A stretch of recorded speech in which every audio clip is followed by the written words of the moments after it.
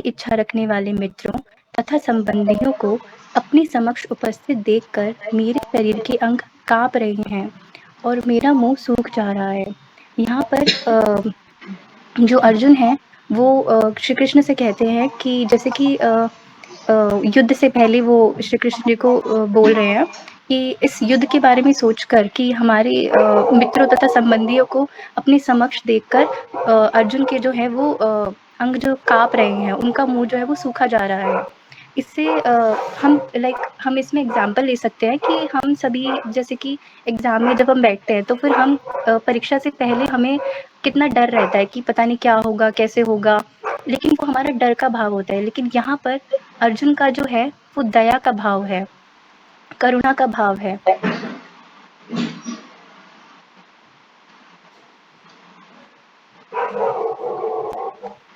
तात्पर्य यथार्थ भक्ति से युक्त मनुष्य में वे सारे सद्गुण रहते हैं जो सत्पुरुषों या देवताओं में पाए जाते हैं, जबकि अभक्त अपनी शिक्षा या संस्कृति के द्वारा भौतिक योग्यताओं में चाहे कितना भी उन्नत क्यों ना हो, इस ईश्वरीय गुणों से विहीन रहता है। यहाँ पर श्रील प्रभुपाद जी मतलब इन्होंने स्टार्टिंग से ही बताया है कि भक्त और दैवीय गुणों वाले सत्पुरुष का यह लक्ष्य है क्या? दया करना, जो कि अर्जुन के भाव में है। क्योंकि वो भक्त थे श्री कृष्ण के, तो ये दया का भाव कि ये उनका दया का भाव है कि वो आगे इतने सब अपने मित्रों और संबंधियों के समक्ष खड़े हैं और ये सब सोचकर ही उनके अंग जो हैं और उनका मुँह जो है वो सूखा जा रहा है। और दूसरी तरफ एक अभक्त का भाव क्या होता है कि उनमें ना ही तो कोई दया होती है, ना ही कोई करुणा होती है किसी के भी प्रति। अभक्त मतलब जो भक्त ना हो, जो भगवान को मानता ही ना हो।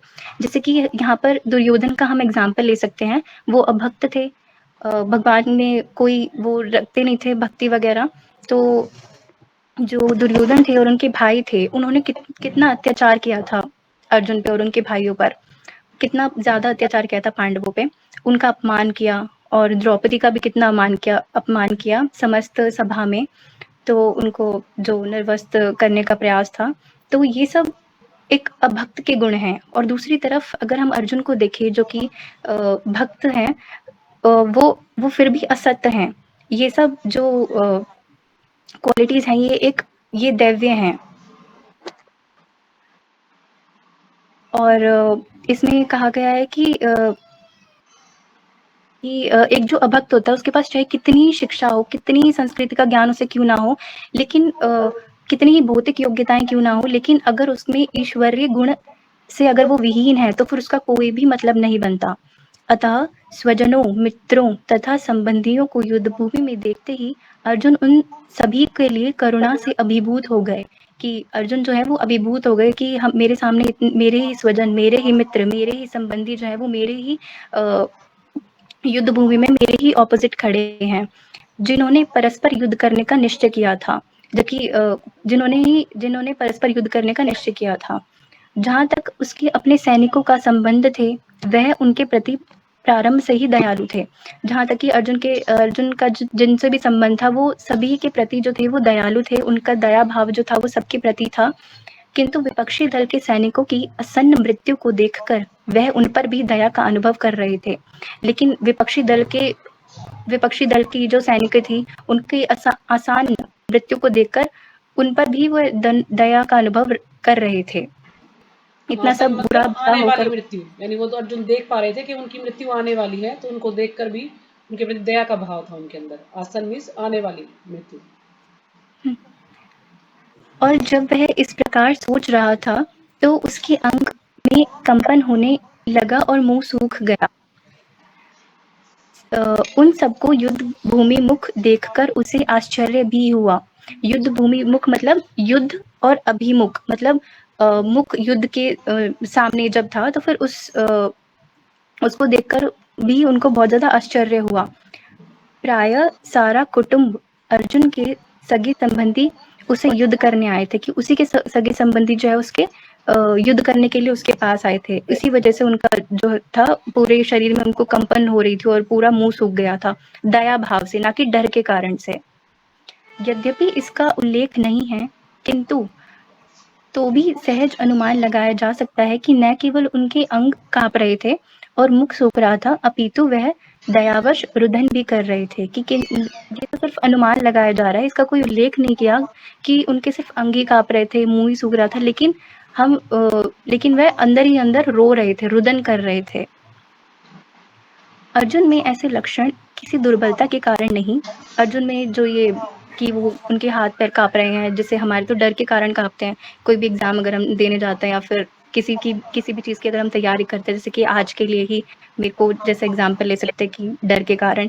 तो लेकिन अर्जुन में वो सब डर के कारण नहीं, दुर्बलता के कारण नहीं, अपितु हृदय की कोमलता के कारण थे। उनके दया भाव के कारण थे, जो भगवान के शुद्ध भक्त का लक्षण है और यही एक भगवान के शुद्ध भक्त का लक्षण है। अतः कहा गया है ये श्लोक जो है ये है 5वें अध्याय का 18वें स्कंद का 12वां श्लोक। ये है भागवतम है माता जी, भागवतम ये 5वां स्कंद और 18वां अध्याय 12वां श्लोक है। ये भागवतम का श्लोक है। क्या माता हाँ जी जी, क्षमा। पढ़िए। क्षमा नहीं, आपको पता नहीं ना, इसलिए पढ़िए आप। यस्यस्ति भक्ति भार्गव यत्याकिंचना सर्वैर्गुणैस्त्र समास्ते सुराः हराव भक्तस्य कुतो महाद्गुणा मनोरथे नास्ति धावे बाह्य। तो यस्यस्ति मतलब जिसके पास सर्वगुणेस्त्र सभी गुण की जो इसका अनुवाद है, जो भगवान के प्रति अविचल भक्ति रखता है, उसमें देवी देवताओं के गुण पाए जाते हैं। कि जो भी भगवान के प्रति अपनी भक्ति रखता है, उसके पास देवी देवताओं के सभी देवताओं के सद्गुण पाए जाते हैं। किंतु जो भी भगवत भक्त नहीं है, जो भी भगवान के प्रति जिनका भी कोई भी भक्ति भाव नहीं है, उसके पास भौतिक योग्यताएं ही रहती हैं। उसके पास सिर्फ भौतिक योग्यताएं रहती है कि कोई डॉक्टर है, कोई इंजीनियर, लेकिन उसके पास कोई भी भगवान के प्रति कोई भी भक्ति भाव नहीं है, तो फिर उसका कोई मतलब नहीं बनता, जिनका कोई मूल्य नहीं होता। इसका कारण यह है कि वह मानसिक धरातल पर मंडराता है और ज्वलंत माया के द्वारा अवश्य ही आकृष्ट होता है। आकृष्ट मतलब माया के प्रति ही वो आकर्षित रहता है हमेशा, कितना भी उसके पास भौतिक योग्यताएं क्यों ना हो, लेकिन वो हमेशा माया उसके आसपास मंडराती रहती है और माया से ही वो आकर्षित रहता है हमेशा। हरे कृष्णा माता जी, दंडवत प्रणाम। बहुत बहुत धन्यवाद, आपने बड़े अच्छे से इसको समझाने का प्रयास किया और फर्स्ट टाइम आपने किया है, क्योंकि आपको तो पता भी नहीं है कि भागवतम भगवत गीता इसके बारे में इतना ज्ञान भी नहीं है, फिर भी आपने बड़े अच्छे से समझाया। बहुत बहुत धन्यवाद आपका। ठीक है सुमन माता जी, आप सुनाइए अब 29वां श्लोक। हरे कृष्णा माता जी, सभी को दंडवत प्रणाम। प्रणाम माता जी। हाँ जी, तो ये है श्लोक 29। वेपथुश्च शरीरे में रोमहर्षश्च जायते गांडीवं शस्त्रस्ते हस्तात्वक चैव परिदह्यते। वेपुथ शरीर का कंपन, च भी शरीरे शरीर में मेरे रोमहर्ष रोमांच, च भी जायते उत्पन्न हो रहा है। गांडीवम अर्जुन का धनुष, गांडीव श्रमस्ते छूट या सरक रहा है। हस्ता हाथ से, त्वक त्वचा, च भी एव निश्चय ही परिदह्यते जल रही है। तो माता जी मैं इस श्लोक को शुरू करने से पहले थोड़ा सा रिकैप देना चाहूंगी, जिससे कि मतलब ये सारी चीजें मतलब एक कड़ी से दूसरी कड़ी जुड़ सके।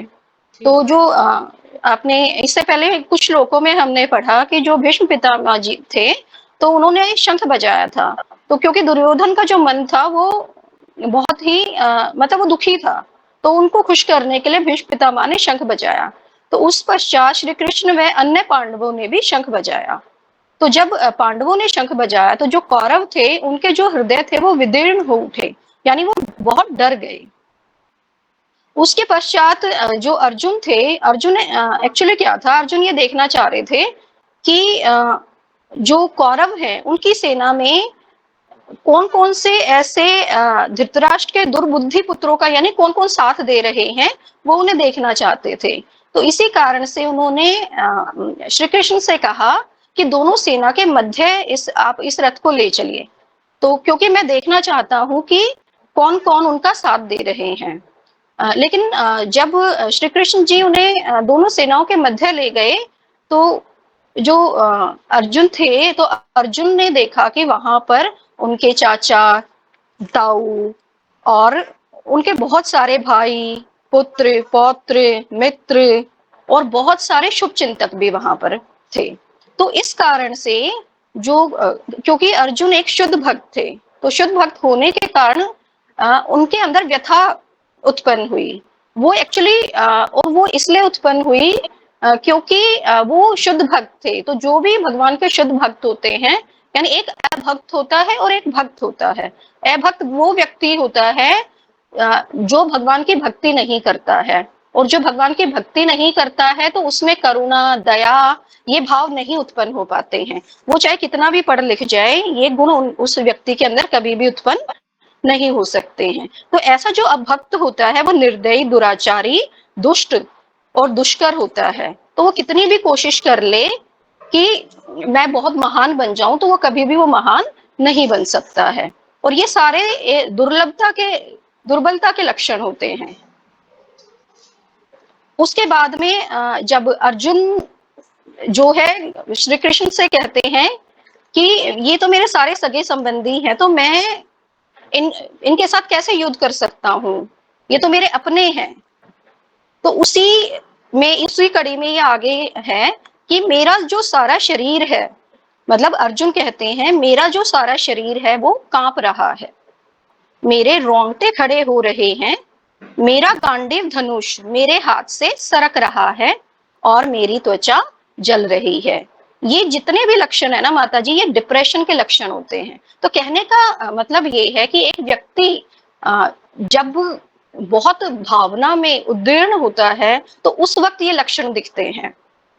प्रभुपाद जी का तात्पर्य, शरीर में 2 प्रकार का कंपन होता है और रोंगटे भी 2 प्रकार से खड़े होते हैं। ऐसा या तो आध्यात्मिक परमानंद के समय या भौतिक परिस्थितियों में अत्यधिक भय उत्पन्न होने पर होता है।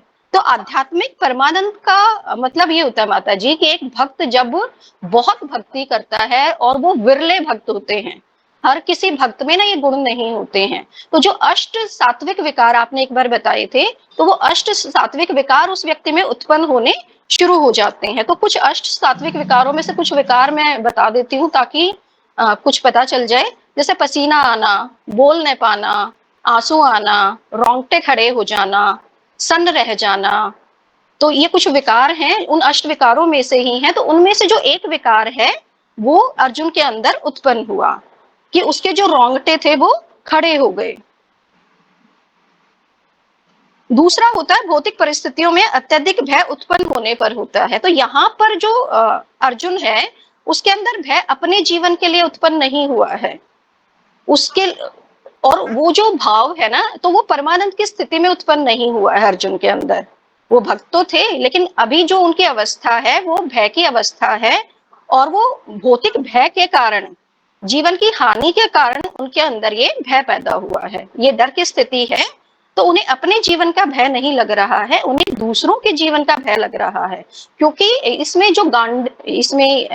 जो धनुष बाण की जिसमें बात की गई है, गांडीव, तो ये मतलब ऐसा धनुष था उनके पास कि पता नहीं कितने लोगों को उन्होंने, मतलब कितनी जगह उन्हें इस धनुष बाण ने जीत दिलाई थी। मतलब वो होने के बावजूद भी वो अपने आप को कमजोर महसूस कर रहे थे। और वो जो गांडीव था, धनुष गांडीव उनके हाथों से सरक रहा था, और उनकी जो त्वचा थी उसमें भी जलन उत्पन्न हो रही थी। और ये जितने भी लक्षण है ये देहात्म बुद्धि से जन्य है। देहात्म बुद्धि का अर्थात है जब हम ये मानते हैं कि हम एक शरीर हैं, और हम अब ये भूल जाते हैं कि हम एक आत्मा है। तो शरीर से जुड़े हुए जितने भी हमारे रिश्ते होते हैं वो हमें सारे याद आ जाते हैं कि ये मेरा दोस्त है, ये मेरा पति है, ये मेरी पत्नी है, ये मेरा बच्चा है। तो उससे रिलेटेड तो उस समय हम धर्म और अधर्म में फर्क नहीं कर पाते हैं। हमें लगता है कि हमारे अपने हैं तो उसी हिसाब से हम डिसीजंस लेते हैं। तो जो अर्जुन था वो भी अपना धर्म भूल रहा था। एक क्षत्रिय का धर्म होता है कि वो धर्म का पालन करे, ना कि ऐसे मोह माया के उसमें जाल में फंसे। इसमें माता जी गांडीव जो है ना उसके बारे में थोड़ा सा मैंने सर्च किया था, तो उसके बारे में थोड़ा सा बता देती हूँ।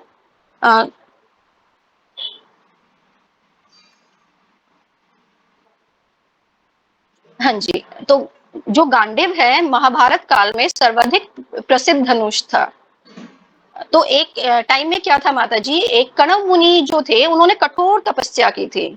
तो तपस्या करते करते ना उन्होंने समाधि ले ली और उन्हें भान नहीं रहा कि जो सारा शरीर था दीमक ने खा लिया उनका और बॉबी बना दिया, जैसे वो मिट्टी का बना देते ना चारों तरफ। उस मिट्टी के ढेर पर एक सुंदर बांस उगा था। जब तपस्या पूर्ण हुई तब ब्रह्मा जी प्रकट हुए थे और उन्होंने अमोघ जल के द्वारा कणव की काया को कुंदन बना दिया। फिर उन्होंने अनेक वरदान दिए उन्हें। फिर उन्हें याद आया कि जो बांस उगा था उसका क्या किया जा सकता है।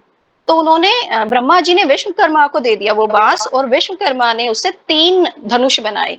एक का नाम पिनाक था, एक का सारंग था और एक का गांडीव था। ये जो तीनों धनुष थे वो ब्रह्मा जी ने भगवान शंकर जी को समर्पित किए थे और भगवान शंकर जी ने इंद्र को दिया, और फिर बाद में अग्निदेव के द्वारा यह अर्जुन के पास पहुंचा। खांडव वन के बारे में जैसे हमने सुना है पहले भी, तो खांडव वन में जो था अग्निदेव ना उसे जलाना चाहते थे। तो इंद्रदेव ने, लेकिन इंद्रदेव उन्हें ना इजाजत नहीं दे रहे थे। बार बार उन्होंने कोशिश की उसे जलाने की, लेकिन जब कृष्ण जी और अर्जुन जी वहां पर पहुंचे, क्योंकि वो अपना इंद्रप्रस्थ नगरी वहां पे बसाना चाहते थे, तो तब उन्हें इजाजत मिल गई और उस वक्त उन्होंने अर्जुन को गांडीव दिया था। और उसके साथ साथ मतलब एक स्टोरी में मैंने ये भी सुना था कि उन्हें एक तरकश भी दिया जिसके तीर कभी खत्म नहीं होते थे, और एक रथ भी शायद उन्हें मिला था वहां पर। तो ये उससे रिलेटेड स्टोरी है। तो मतलब गांडीव इतना बताते हैं कि इतना बहुत सारे युद्धों को जीतने में गांडीव ने मदद की थी, लेकिन आज वो गांडीव भी उनके हाथों से सरक रहा है। हरे कृष्णा माता जी, दंडवत प्रणाम। हाँ जी, ये आपने पूरा तो नहीं किया माता जी श्लोक का। ये आगे दिव्य साक्षात्कार में कोई भय नहीं होता, ये पूरा पढ़ोगे तात्पर्य आप? ये पढ़ दिया आपने इसको? पढ़ दिया माता जी। अच्छा अच्छा, ठीक है। ये इतना ही था। फिर अगला श्लोक शुरू हो रहा है, 30वां अच्छा, स्टार्ट हो रहा है। आप कहोगे तो मैं कर देती हूँ, मैंने एक्चुअली सारे पढ़े थे आज। अच्छा अच्छा, तो ठीक है आप कर दीजिए फिर, अगर आप तैयारी है तो आप ही कर दीजिए इसको। हरे कृष्णा माता जी। हाँ जी, हरे कृष्ण। न च सर्कों व्यवस्थातुतं भ्रमतीव च मे मनः निमितानि च पश्यामि विपरीतानि केशव। न नहीं, च भी, सकौमी समर्थ हूं, अवस्था तुम खड़े होने में, भ्रमति भूलता हुआ, एवं सदृश च तथा में मेरा मनः मन, निमितानि कारण च भी, पश्यामि देखता हूं, विपरीतानि बिल्कुल उल्टा, केशव हे केशी, असुर के मारने वाले कृष्ण।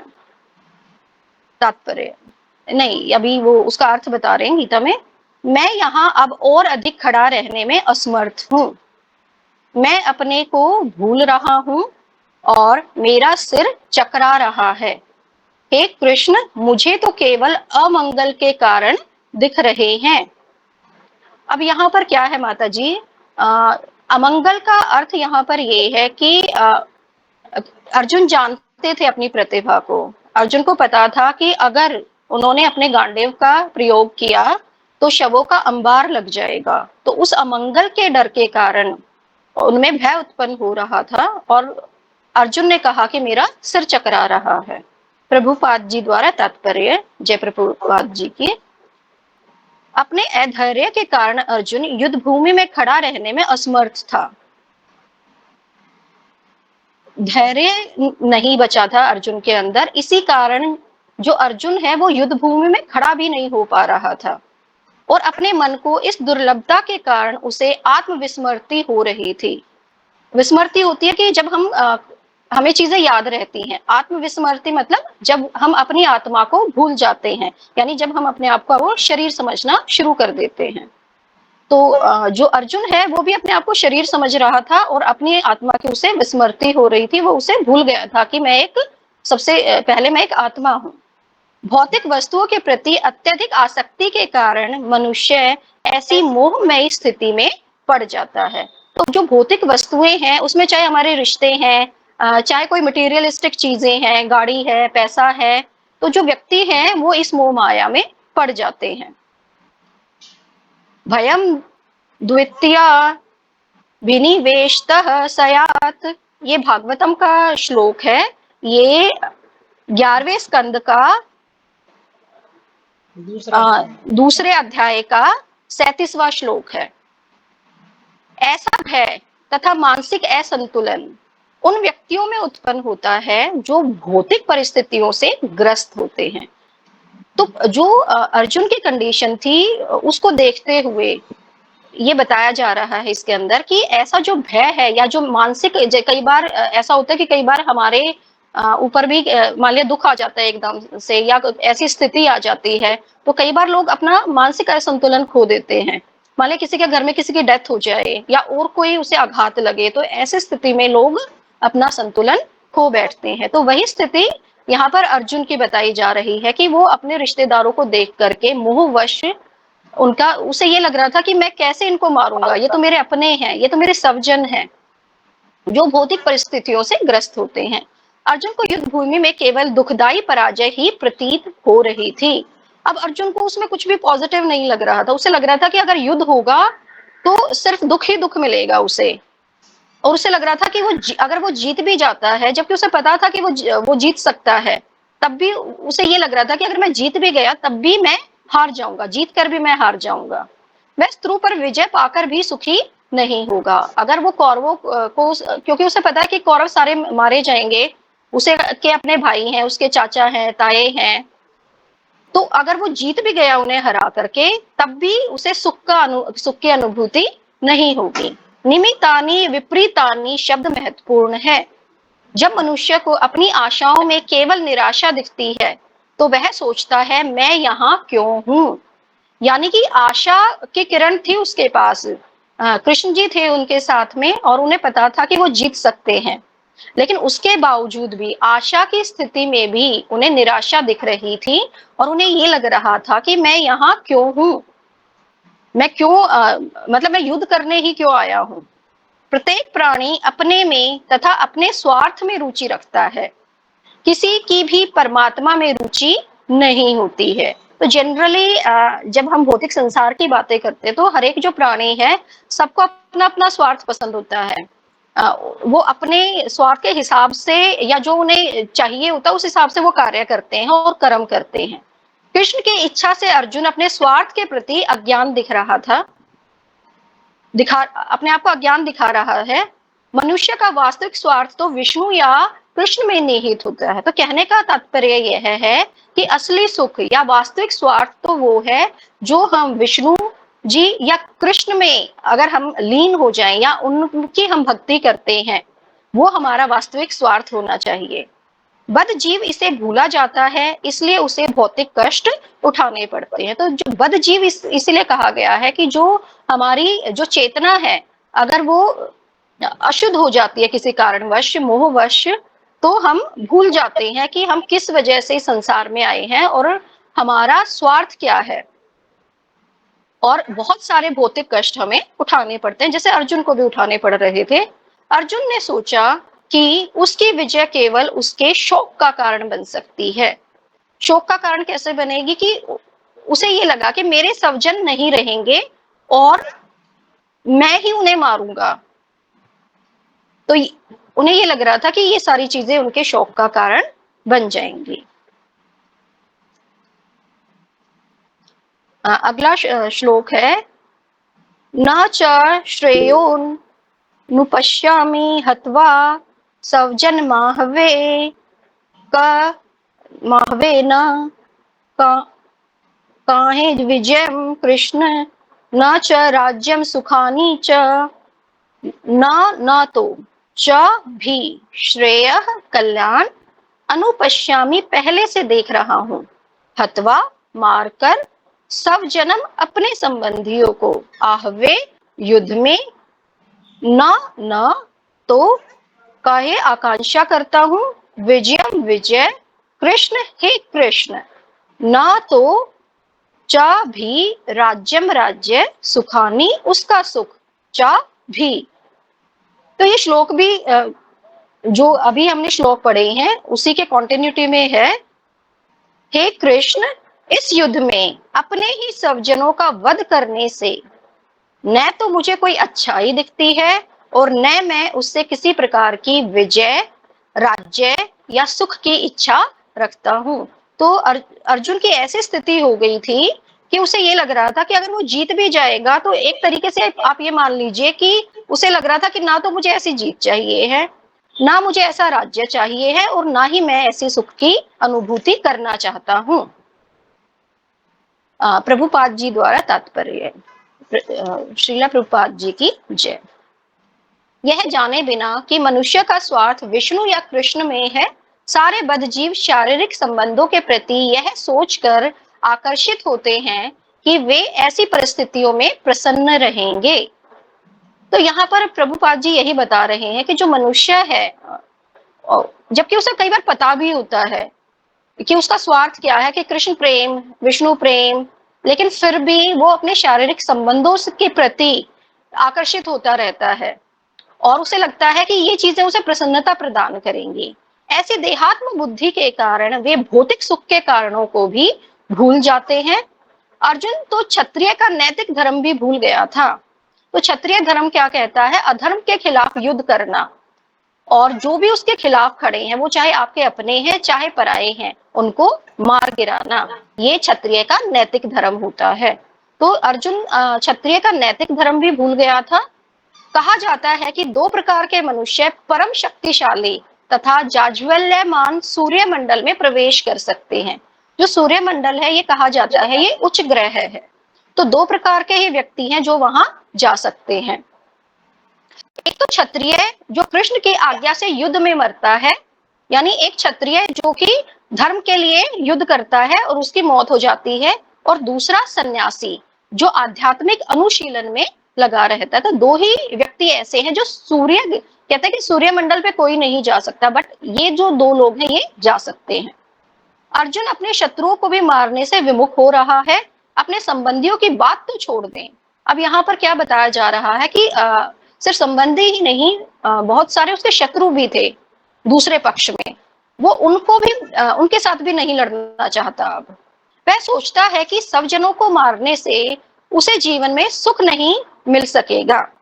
तो अर्जुन को ये लगता है कि जब वो अपने लोगों को मार डालेगा तो वो सुखी कैसे हो सकता है। उन्हें याद आएगी, हमेशा वो पीड़ित रहेगा इस बात से कि अपनों को उसी ने मार डाला। अतः वह लड़ने के लिए इच्छुक नहीं है। जिस प्रकार की भूख न लगने पर कोई भोजन बनाने को तैयार नहीं होता। अब देखिए कई बार ऐसा होता है हमें भूख नहीं होती तो खाना बनाने का भी मन नहीं करेगा हमारा। भूख लगती है तो हम भाग भाग के खाना बनाते हैं कि अरे भूख लगी है चलो जल्दी जल्दी बनाते हैं। लेकिन कई बार ऐसा होता है कि घर में मान लिया भूख नहीं है तो खाना बनाने की भी इच्छा नहीं होती है। उसने तो वन जाने का निश्चय कर लिया है। तो अर्जुन ने क्या निश्चय किया कि अब मुझे युद्ध तो करना नहीं है, मैं अपनों को मारूंगा नहीं, तो और क्योंकि मैं एक क्षत्रिय हूं तो ऐसे में जीवन बिना किसी राज्य के मैं जीवन व्यतीत कर नहीं सकता। तो मैं ऐसा करता हूं, मैं वन चला जाता हूं जहां वह एकांत में निराशापूर्ण जीवन काट सके। अब देखिए आशापूर्ण जीवन तो उसका रहेगा नहीं क्योंकि एक क्षत्रिय है वो, और तो इसी कारण से निराशापूर्ण उसका जीवन रहेगा और वो वन में जाके रहेगा। किंतु क्षत्रिय होने के नाते उसे अपने जीवन निर्वाह के लिए राज्य चाहिए, क्योंकि क्षत्रिय कोई अन्य कार्य नहीं कर सकता। किंतु अर्जुन के पास राज्य तो था नहीं और लड़ने को वो तैयार नहीं है। उसके लिए तो राज्य प्राप्त करने का एकमात्र अवसर यही है कि अपने बंधु बांधवों से लड़कर अपने पिता के राज्य का उत्तराधिकार प्राप्त करे। तो कहने का मतलब ये है कि अब अर्जुन ये चाहता है कि वो जंगल में चला जाए, वन में चला जाए, क्योंकि क्षत्रिय होने के नाते उसे एक क्षेत्र चाहिएगा जिस पर वो राज्य कर सके, और क्षेत्र उसके पास या राज्य उसके पास है नहीं, और राज्य उसे तब मिलेगा जब वो अपने बंधु बांधवों से लड़ेगा और उनको मारेगा, और तभी उसे अपने पिता का उत्तराधिकारी या उत्तराधिकार वो बन पाएगा, उत्तराधिकारी। और वह नहीं करना चाह रहा है, इसलिए वह अपने को जंगल में एकांतवास करके निराशा का एकांत जीवन बिताने के योग्य समझता है। अब उसे ये लगता है कि मैं इसी के योग्य हूँ, और इसीलिए वो धर्म को छोड़ने का पाप भी लेने को तैयार हो जाता है, क्योंकि धर्म को अगर छोड़ेगा तो पाप तो लगेगा ना, तो वो उसको भी लेने को तैयार हो जाता है। हरे कृष्णा माता जी, दंडवत प्रणाम। बहुत बहुत धन्यवाद माता जी, बहुत अच्छे से आपने एक्सप्लेन किया, बहुत अच्छे से समझाया। तो मेरे ख्याल में सबको सब कुछ समझ आ गया होगा, या किसी को कुछ समझ नहीं आया हो इसमें तो आप पूछ सकते हैं।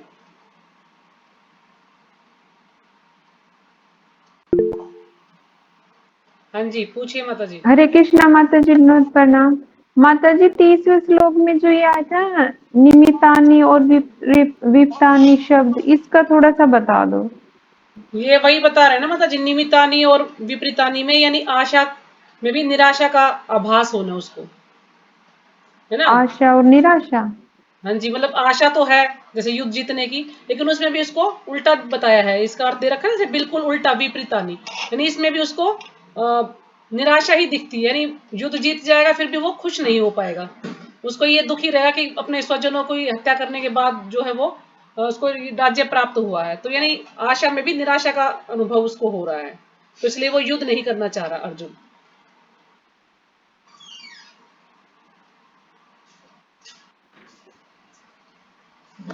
क्योंकि वो सोचता है ना कि मैं यहाँ पे क्यों हूँ, मुझे क्यों युद्ध करना है, क्यों अपने स्वजनों को मारना है। हाँ जी, बोली माता जी। और माता जी ये 31वें श्लोक में ये आया था ना, मनुष्य परम शक्तिशाली तथा जवालयमान सूर्य मंडल में प्रवेश योग्य, ये तो इसमें कहा जाता है कि दो प्रकार के मनुष्य परम शक्तिशाली हैं, यानी दो प्रकार के मनुष्य परम शक्तिशाली, एक तो भक्त और एक क्षत्रिय के बारे में इसमें बताया गया है, तथा जाज्वल्यमान सूर्यमंडल में प्रवेश करने के योग्य होते हैं। जाज्वल्यमान मेरे ख्याल में इसका अर्थ होगा चमकने वाला या कुछ बहुत ज्यादा प्रकाशित, क्योंकि मुझे इसका डिक्शनरी में उसका अर्थ मिला नहीं है, तो यही होगा कि जाज्वल्यमान एक सूर्यमंडल भक्त में। और दूसरा माता जी दूसरा क्या क्षत्रिय, बताया आपने? क्षत्रिय इसमें बताया ना क्षत्रिय। आगे कि ये है एक तो क्षत्रिय जो कृष्ण की आज्ञा से युद्ध में मरता है, यानी जिसने भी कृष्ण की आज्ञा से युद्ध किया है, और दूसरा है जो कि भक्त है, सन्यासी। जो सन्यासी है, वो आध्यात्मिक अनुशीलन में लगा रहता है, यानी वो भक्ति में ही लगा रहता है, उसी में चिंतन रहता है उसका भगवान में ही। तो दो व्यक्ति जो है उनके योग्य है कि वो सूर्यमंडल में प्रवेश कर सकते हैं, यही इसमें बताया आगे। जी माता जी, बहुत बहुत धन्यवाद। सुमन माता जी आपका भी बहुत बहुत धन्यवाद इतने अच्छे से समझाने के लिए। हरे कृष्णा। धन्यवाद माता जी, आप सभी के आशीर्वाद से ही हो पाया है और भगवान की कृपा से। बाकी कोई गलती हो गई हो तो माफ करिएगा, नहीं नहीं, कोई क्योंकि गलती बहुत सारी नहीं। चीजें मुझे नहीं पता है। हरे कृष्णा माता जी। जी, और तो सुमन किसी कुछ माता नहीं जी जी आपने पूछना। हाँ बहुत अच्छा जी, है, हरे आपने कृष्णा। कम शब्दों में अच्छा समझाया माता जी। हरे कृष्ण। और किसी कुछ पूछना है? बहुत बहुत धन्यवाद सुमन माता जी, आज बहुत मजा आया, आपने बहुत अच्छे से समझाया। दंडवत प्रणाम। तो हरे आप सबको कृष्ण। धन्यवाद ऐसे ही माता जी। क्लास करनी है, आप सबको पता चल गया होगा कि हमें यहाँ पे बुक रीडिंग करनी है, ना कि हमें लेक्चर करना है। क्योंकि जब हमें लेक्चर करना होगा कि हमें 1 घंटे के लिए कोई बोला है कि ये आपको लेक्चर करना है, 1 घंटा आपको बोलना है, तो उसके लिए हम कितना भी मैटर तैयार कर सकते हैं, जैसे कि आप सच्चिपति प्रभु का लेक्चर सुनते हैं तो उसमें आप कुछ भी बता सकते हैं, हर तरह की कहानियां उसमें जो फिट होती हैं वो चलेंगी, लेकिन हम करें रीडिंग यहाँ पे, अगर हम उतना समय लगाएंगे एक श्लोक में तो फिर हमें काफी समय लग जाएगा। इसलिए मैंने उस दिन आप लोगों को बोला था कि मैं टू द पॉइंट चलना है, बस जो इसमें दिया उसी को एक्सप्लेन करना है, ज्यादा और कोई मैटर लेने की कोई आवश्यकता नहीं है हमें लोग, बस हमें जो श्लोक है वो समझ आना चाहिए कि उसमें बताया क्या है। तो कमलेश माता जी और गीता माता जी कल आप क्यों नहीं आए दोनों? माता जी मेरे को तो गांव आना था, इसलिए मैंने घर का वो गांव वाले घर का समेटा कपड़े लत्ते धोए, तो रात हो कमलेश गई। माता जी आप क्यों नहीं आए? हरे कृष्णा माता जी, कल मेरी बेटी का जन्मदिन था इसलिए नहीं आई। अच्छा अच्छा, ठीक है। तो कल हरे छुट्टी कृष्णा। करेंगे हम, कल क्लास नहीं होगी, ठीक है? ठीक है माता जी। अगर आप कहें तो कल दिन में क्लास रख सकते हैं, नहीं तो फिर कल छुट्टी है। देख लो माता जी दिन में अगर किस टाइम? दिन देख में लो आप आप। बताइए, मुझे कल शादी में जाना है, तो मैं यहाँ से 7 बजे करीब चली जाऊंगी, तो फिर मैं आने का फिर पार्टी। कितने बजे आएगा? पार्टी में जा रही हूँ हम भी कल। चलेंगे आपके साथ। हाँ बिल्कुल आ जाओ। अच्छी पार्टी में लेके चलूंगी आपको। तो अगर आप कहें तो दिन में क्लास रखें, नहीं तो फिर छुट्टी करें, परसों करें फिर। माता देख जी लो। मुझे भी दिन में मार्केट में जाना है, तो आप तो देख फिर कल लीजिए, छुट्टी, आपका मन तो करे फिर तो रख छुट्टी रख लीजिए। लेते हैं फिर, ठीक है? परसों करेंगे। वैसे भी आज की छुट्टी रखनी छुट्टी। थी, मैसेज डाल रखा था कि शनिवार को और बुधवार को क्लास नहीं करनी है। शनिवार को बुधवार को यहाँ सेंटर पे जाके क्लास सुने, या कोई नहीं जा पाता तो ऑनलाइन क्लास सुने सचिपति प्रभु की, या जैसे जो भी वहां पर करता है। लेकिन मैंने फिर भी मैसेज डाल दिया क्लास की है, लेकिन मना किया गया था, फिर मैंने इसलिए कर ली कि माता कल जी फिर संडे को शनिवार को छुट्टी तो हो हमारे जाएगी यहाँ से हमारी। कोई जाता नहीं है। हाँ तो कोई जाता नहीं ना, यूट्यूब वो पे तो कहते सुन भी ऑनलाइन सकते सुनो, हैं वैसे। ऑनलाइन सुनो लेक्चर। लेकिन फिर मैंने इसलिए छुट्टी नहीं की, क्योंकि कल भी छुट्टी करनी थी, मैं फिर 2 छुट्टी हो जाएंगी लगातार, तो इसलिए क्लास की आज। तो कल क्लास नहीं करेंगे, ठीक है? कल छुट्टी है, तो कल इससे आगे करेंगे, और कल फिर अगले दिन क्लास मैं करूंगी, जितना हो पाएगा, ठीक है? अगर इसी में से हरे इसमें से कृष्णा किसी में माता जी, समझ ना आया दंड हो तो आप प्रणाम। पूछ सकते हैं। वैसे माता जी ने बड़े अच्छे से इसको एक्सप्लेन किया, समझाया है, सबको शायद सब कुछ समझ आ गया होगा। हाँ माता जी बहुत अच्छा लगा। हरे ठीक है, कृष्ण माता हरे जी। कृष्ण। तो यहीं पे विराम करते हैं, हाँ ठीक है माता माता जी। जी? मुझे भी थोड़ा सा काम है, आज थोड़ा सा लेट हो गई, मैं घर में काम है, तो ठीक है यहीं पे विराम माता जी करते हैं। दंड प्रणाम। हरे कृष्ण माता जी। हरे कृष्ण माता जी। हरे वाञ्छाकल्पतरुभ्यश्च कृष्णा कृपा माता जी। सिन्धुभ्य एव च पतितानां पावनेभ्यो वैष्णवेभ्यो नमः। सभी का बहुत बहुत धन्यवाद। हरे कृष्णा माता हाँ जी। जी, हरे कृष्णा माता जी, लेफ्ट कर जाइए आप सब।